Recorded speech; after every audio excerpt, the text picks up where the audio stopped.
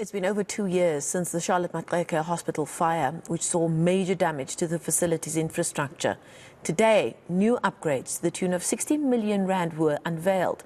And this was made possible through the collaboration of humanitarian organization Gift of the Givers. For more on this, we're joined by their founder, Dr Imtiaz Sooliman, of course, no stranger to our screens here on eNCA.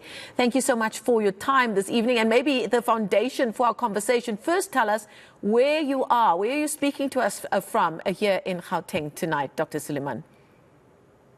Good evening, Marcel. I'm at the Turkish ambassador's residence. The Turkish embassy has been waiting to host our teams that came back from Turkey, but because it was Ramadan, we delayed it and we couldn't come. And tonight, the entire team is here, including Brigadier Bamla Mudli, the head of the K9 unit, and the SAPS teams that went with. So the entire search and rescue team is here, hosted by the Turkish embassy, and even the Turkish ambassador from Botswana is here to grace the event. And all of them are in the next room, having a wonderful, glorious time, reminiscing on what has happened. And they've been very, very generous to us, to be honest. And they're being hosted and being shown a wonderful time, and you're stuck talking to us, but we won't keep you for too long, Dr. Sooliman. A very, very important unveiling today. And I feel like the breadth and the depth of the work that your organization does almost surprises us every week. There's something bigger, there's something better that you've been able to deliver to the people of South Africa. Give us a sense of the 60 million rand state-of-the-art space that has been refurbished, that has been rebuilt at Charlotte Maxeke Hospital. Well, when the fire started on the 16th of April 2021, it actually started in the stores that brought parts of the hospital to a standstill. And of course, nobody thought it was going to take so long to go back to the hospital. We thought in a week's time everybody would be back. And when the thing dragged on, we then came on site and said in 2022, let us look at what we can do. Many people were interested in the different paths. Our engineering team said, look, the CEO of the hospital said, stores are important. They got 40 million and plus on goods, important equipment, catheters, and items for cardiothoracic surgery. These are valuable, essential items. So they said, why don't we just look at building the stores? Sure. So we said, where? And then they came up and said, the nurses' dining room, and that's an important issue. A nurses' dining room has been lying dormant for over 20 years. Why rebuild? Take an existing structure and fix it. So we went in, we dropped the engineering plan, and of course the DBSA, who was in charge of the project at that point, approved the plans. And the biggest challenge, which was the grouse from the city of Johannesburg, was fire hazards, in the buildings throughout South Africa. And we spent a lot of money on making sure the place is fire resistant, not fireproof, but fire resistant. And we broke it out into several stores. So if one store gets on fire, it shuts off completely and doesn't harm any of the other stores, and there's enough time to have water to come for firefighters to come through. So this, and the other thing is, first, take an existing building. Secondly, we said, let's upgrade on what was there before. This is a 3,500 square meter building. It's the largest medical store facility in the entire South Africa. And the teams that went in made sure that everything was top notch. We didn't scheme any money.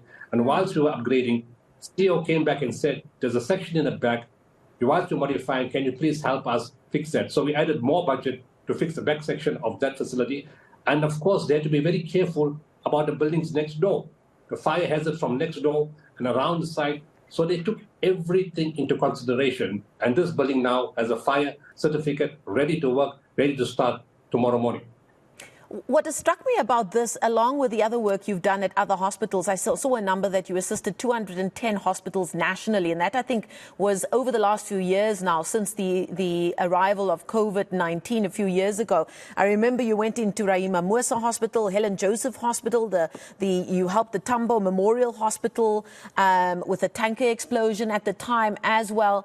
So many of these stories that end up in the news for all the wrong reasons, and frustrated by ongoing reports of corruption and maladministration, or just dragging of heels because things just take so slow to get done in the government sector. And what always strikes me about that is that you and your teams don't let that put you off. Could it be easy to say, let's just put red tape around these places and close them down, and let's see if the private sector can help us out? You guys put your heads down, you have the resources, you have the expertise, and you just keep going. How do you keep motivated to do that in the face of so much negative energy that comes out of these stories in these very important spaces for South Africans? Marcel, that's the easiest way to be motivated, because it could have been you on the other side. It could have been your child, your family, your community. We do it for the people of South Africa as a means of gratitude that we're not suffering, we're not on the other side. And when my team see the difficulty of people, they work Monday to Sunday, 24/7. It's not an issue for them. The Turkey explosion that you mentioned, 23rd December, we closed our offices. People were on holiday. Our teams were going home. That night, it was rest time. The morning of 24th, the explosion took place. All those staff in Gauteng came back from holiday, and they did it with a smile, and for the next week to 10 days, they were involved with the victims of the explosion. It's that our teams are committed to helping people, and nothing puts them down.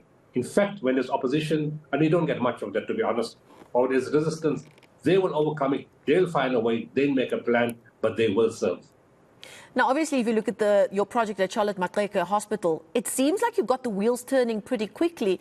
When you only ever hear negative reporting about what it's like having to work with a government department, what do you put that down to, that you were able to get these plans approved, get it off the ground, and really got state-of-the-art facilities put in place in record time? Well, the MEC at that point made some kind of the request to the Gauteng Premier at that time and to government to move the responsibility of infrastructure from infrastructure to the health department directly. And at that point, the Development Bank of Southern Africa was appointed as a company or the entity to supervise. When we said we want to get involved, they said, of course, they know our reputation. We've done other hospitals, we've done schools. They don't mind us getting involved. And this is not a tender because it's our money. And we dropped the plans and we followed all the regulations. They were very good. I must say they were very good. Nobody obstructed, nobody delayed, everybody met the timelines. We got the specifications of what they wanted for the fire, very complex designs, complex requirements, but everybody was very, very helpful. We went to work, there was total cooperation, no obstruction, no resistance. Of course, we got very good teams. We got world-class teams in terms of construction, engineering, architects who that work with us because we've done many, many projects. And up till now, even up till today, there was only praise for the team and the way they work and the way they cooperate. And even in the hospital itself, from the health department, we got approval from the president's office, from the Minister of Health, from the Gauteng Premier, from the Gauteng MEC, from the Gauteng Department of Health and other facilities, from the CEO of the hospital, from the management team of the hospital, from the board of the hospital. It was only support all the way. And that's why we could finish it in, no time, within record time, within budget, and finishing what we started off to do. Just very quickly before I let you go, because it does seem you're unveiling some amazing projects over the last few days and heading towards next weekend where you're having a big conference in Cape Town. Give us a quick sense of what's still to come over the next week or so. Well, on next week, we're opening the Patterson High School. It's a school where Professor Jake Stadwell studied and where Dennis Brutus, the first, I think, anti-apartheid person was killed. He was from that school. We renovated 6 classrooms, put a borehole and put an astroturf ground. On Friday, the 26th, we're opening a school with astroturf, the Desmond Pilo Tutu School in Cape Town in Paarl.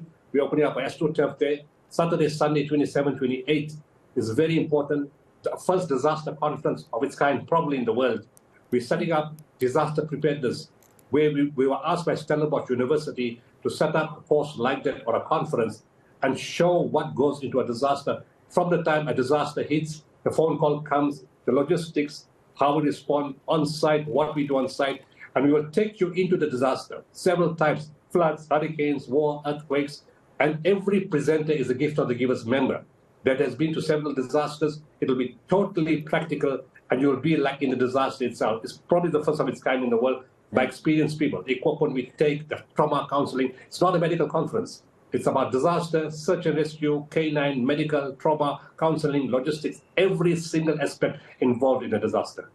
Gosh, amazing stuff. Not only holding the key to so much expertise, but also willing to share it. Thank you so much for your time, as always, and congratulations to you and your team for your amazing work as it continues. Give to the Giver CEO, Dr Imtiaz Sooliman, joining us live there from here in Gauteng, speaking from inside the embassy of the Turkish ambassador, who is honouring the team who did some great work in Turkey during search and rescue operations with the recent earthquake there.